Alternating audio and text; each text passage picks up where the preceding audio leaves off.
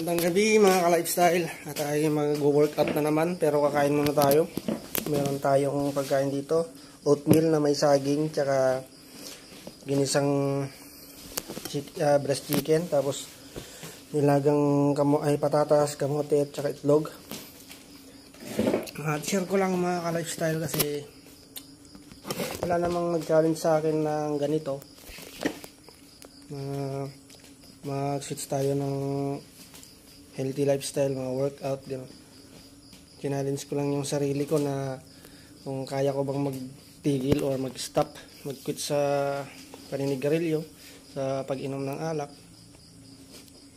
bisyo kung tawagin. Kaya let's go, samahan nyo ako. Kakain lang ako at mag-workout tayo. Okay guys, tayo mag-umpisa na kasi ngayon Monday, bicep, tricep, tsaka forearms tayo. Kaya let's go.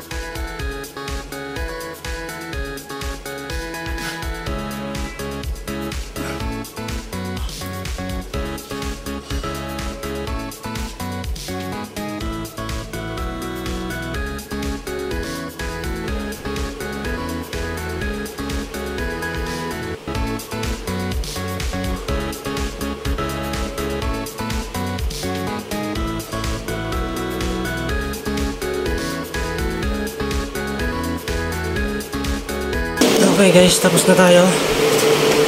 Mag-rest muna tayo. Hindi ko na na-video yung iba guys kasi inulit ko na yung mga nauna.